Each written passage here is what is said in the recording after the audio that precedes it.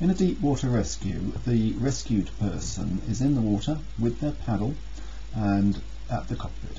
The rescuer comes in aiming at the nose of the kayak, and the first thing they will do is to make contact with the nose and ask the person in the water to flip the boat the right way up. If by any chance the paddle is floating around somewhere, they will need to go and get that first. Flipping the boat over is easy. You just lift and push away on the edge of the cockpit.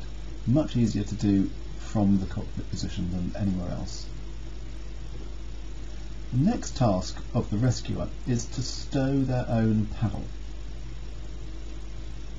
It's only really once they've done that that they can get on with emptying the boat and dealing with the rest of the rescue. What's shown here is a deck line being lifted and the paddle tucked underneath. Now the rescuer can call the rescued person towards them and ask for their paddle, which also needs to be stowed.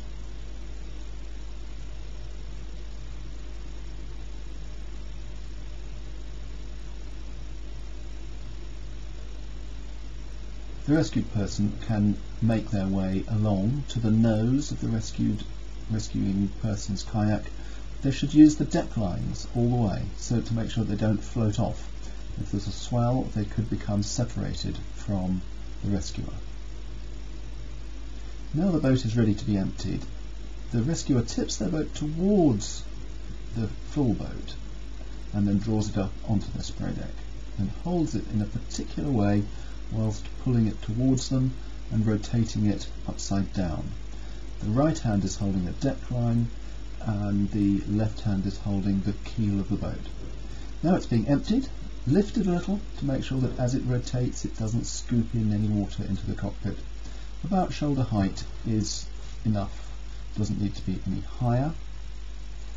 The boat is now empty, or as empty as it needs to be, and it's brought alongside, nose to tail, and the swimmer is asked to work their way down the outside of the pair of boats until they just get to the cockpit opening.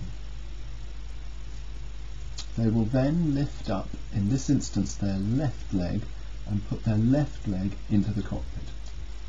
And with their left hand they will reach for a deck line. This could be a deck line on the rescuer's boat if their arms are long enough, or it could be a deck line on their own boat if their arms aren't quite long enough to reach.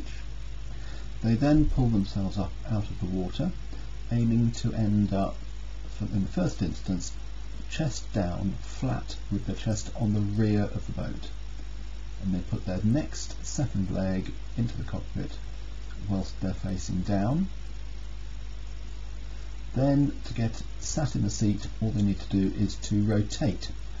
But at this point it's important to try to ensure that they don't end up sitting on top of the backrest. So the precise positioning of the person where they rotate has to be adjusted a little to make sure that they don't spin and then sit down straight on top of the backrest. Now the rescuer is going behind the rescued person to help put the back of the spray deck on. The rescued person helps by getting the back left-hand corner, in this instance, on with them.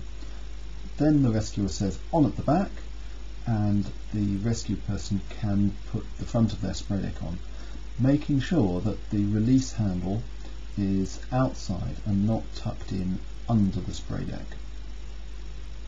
So the rescuer now comes back to the front and checks that the spray deck is on. It can have gaps down the side, or the handle may be tucked in at the front. They give them back their paddle, preferably turning it around the right way for them. In this instance that doesn't happen, and they check that they're okay and push away, and the rescue is complete. The whole process, when it's not slowed down, takes around about 65 seconds in this instance. So a good target for most people will be to complete it in, say, 90 seconds, something of that kind. I'm going to show you it at full speed now.